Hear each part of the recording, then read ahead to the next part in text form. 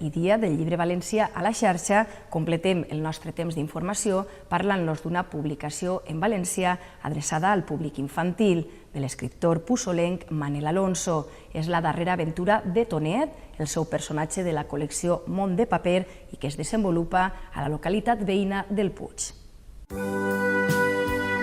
Tonet i el drac del Puig és el darrer títol del pussolenc Manel Alonso.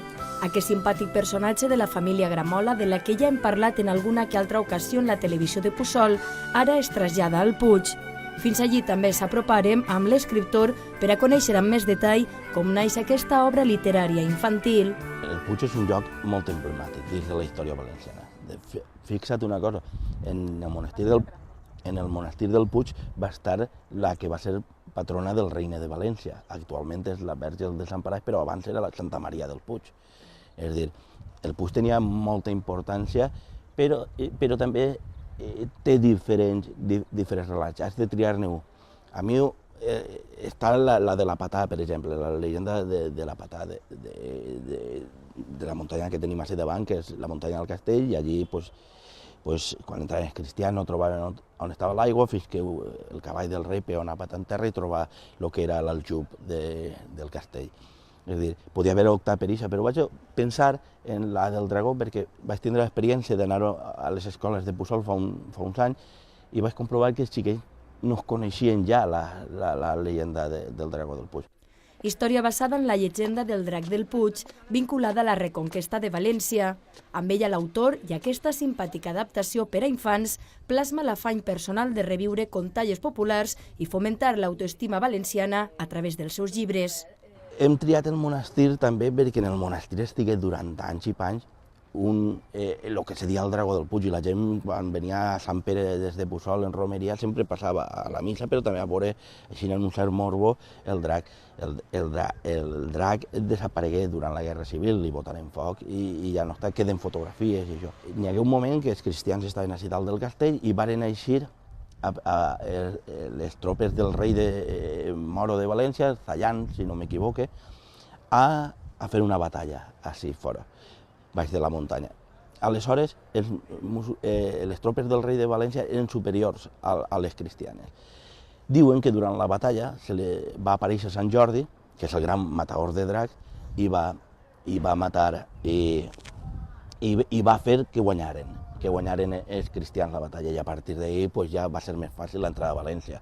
De fet, s'entra a València el 9 d'octubre i el darrer diumenge d'octubre el rei torna al Puig a donar-li les gràcies a Santa Maria del Puig. Quan era tan menut com tu, un dia llunyà de Sant Pere, a l'antic monestir del Puig, penjat en un mur, el vaig veure. Versos regulars amb els que l'avi Pasqual capfica Tonet en tota una aventura més enllà de la representació cultural del mal associada als dracs que existia en la cultura juevo-cristiana, i així seguir mantenint viva després de tants segles la història del drac del Puig. I després, anys més tard, un arquebisbe de València, crec que és Joan de Ribera, que ve de les Índies, porta a València dos caimans dissecats. Un el deixa en l'església del Patriarca de València i l'altre el deixa en el Puig. En el Puig per què?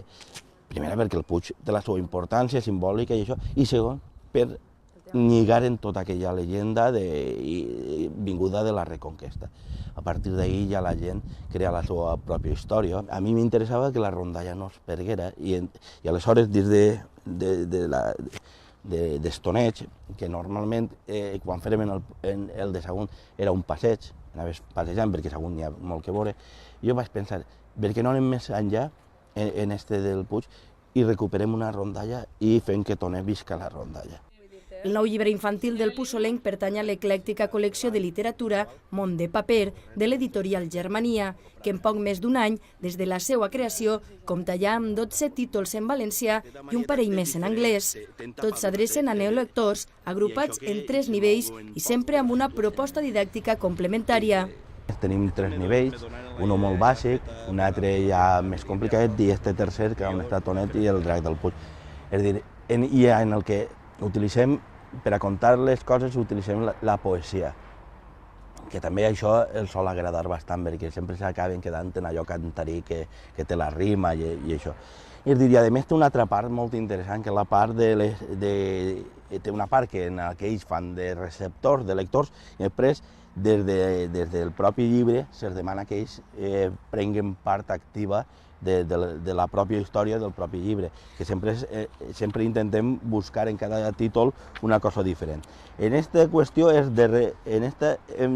demanem que retallen i posen color a les coses per a després construir-se un escenari i les seues pròpies titelles i poder contar en titelles el que és el conte.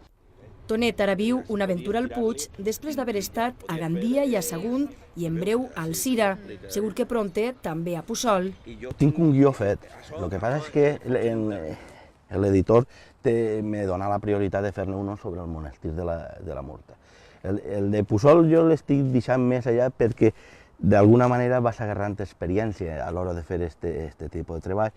És a dir, dels primers que fèrem eren més senzills, això, i a mi m'agrada anar complicant-me la vida, perquè més que res per una qüestió, per anar aprenent coses, no? És a dir, i d'este llibre, el primer Tonet agermanat, és a dir, hi ha diferències notables, no tan sols en la composició de la pròpia història, sinó fins i tot en la composició mètrica i dels propis tests, no?